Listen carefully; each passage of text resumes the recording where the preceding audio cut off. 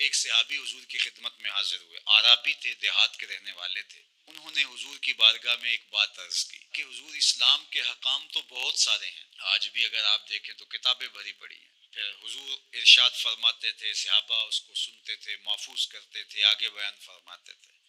ان کا بہت سارے احکام ہیں اسلام کے، میں ایک دیہاتی شخص ہوں، مجھے کوئی ایک بات ارشاد کر دیجئے جو میرے لیے کافی ہو۔ تو آقا کریم نے اس شخص کو ایک بات ارشاد کی، فرمایا کہ ان تموتا ولسانک رطب من ذکر اللہ، تو اس حالت میں فوت ہو کہ تیری زبان اللہ کے ذکر سے تر ہو۔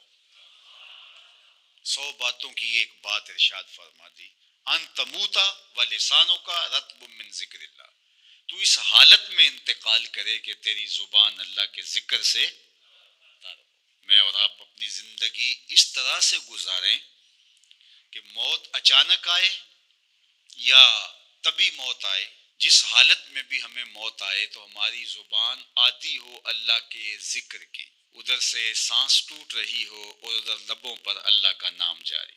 جس شخص کا آخری کلمہ لا الہ الا اللہ ہوا، اللہ اس کو جنت میں داخل فرماتا ہے۔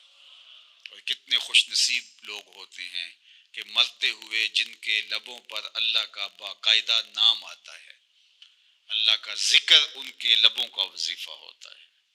اور کچھ لوگ ان کو تلقین بھی کریں تو زبان پہ اللہ کا نام نہیں آ پاتا۔ اور ان میں سے ایک وہ شخص جو شراب کا عادی ہے یا کسی بھی نشہ آور چیز کو لیتا ہے، تو ایسے شخص کو مرتے ہوئے کلمہ نصیب نہیں ہوتا۔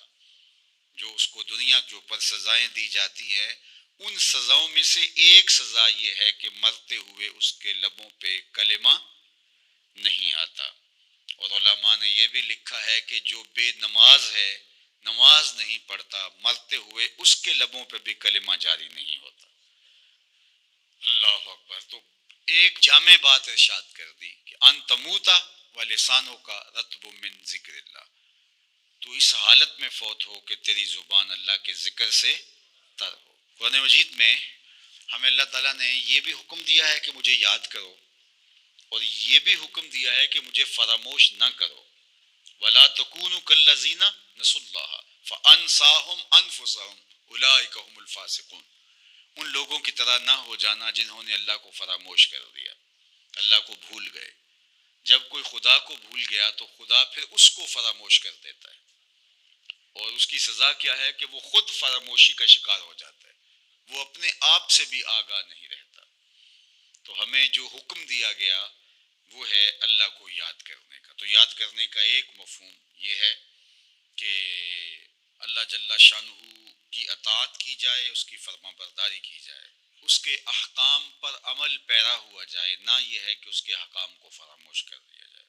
یقول اللہ تبارک و تعالی، اللہ جل شانہ خود ارشاد فرماتا ہے، یہ حدیث قدسی ہے، فیما یروی عن ربہ، جو حضور اپنے رب سے روایت کرتے ہیں۔ اللہ جل شانہ کیا ارشاد فرماتا ہے، سنیے، انا اندا ظن عبدی بی، میرا بندہ میرے بارے جو گمان کرتا ہے میں ایسے ہی معاملہ کرتا ہوں، یعنی بندے کو میرے سے جو گمان ہے تو میں اس کے مطابق معاملت فرماتا ہوں۔ وَأَنَا مَعَهُ إِذَا ذَكَرَنِي، اور جب وہ مجھے یاد کرتا ہے میں اس کے ساتھ ہی ہوتا ہوں۔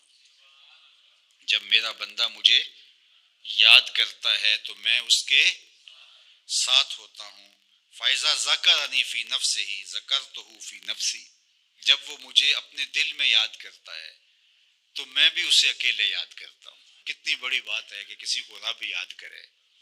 اللہ اکبر۔ کہا جب وہ اکیلے مجھے یاد کرتا ہے تو میں بھی اس کو اکیلے یاد کرتا ہوں۔ وَإِن ذَكَرَنِي فِي مَلَئٍ ذَكَرْتُهُ فِي مَلَئٍ خَيْرٍ مِّنْهُمْ، اگر وہ مجھے مجمع میں یاد کرتا ہے، لوگوں کے ہجوم میں یاد کرتا ہے، تو میں بھی اسے مجمع میں یاد کرتا ہوں جو اس مجمع سے بہتر ہے، اس اجتماع سے بہتر ہے۔ یہاں نیک بد گناہ گار سارے طرح کے لوگ ہیں، لیکن میں فرشتوں کے اجتماع میں یاد کرتا ہوں۔ اللہ اکبر۔ کیا منظر ہوتا ہوگا کہ جب اللہ فرشتوں میں کسی بندے کو یاد فرما رہا ہو۔ اللہ اکبر۔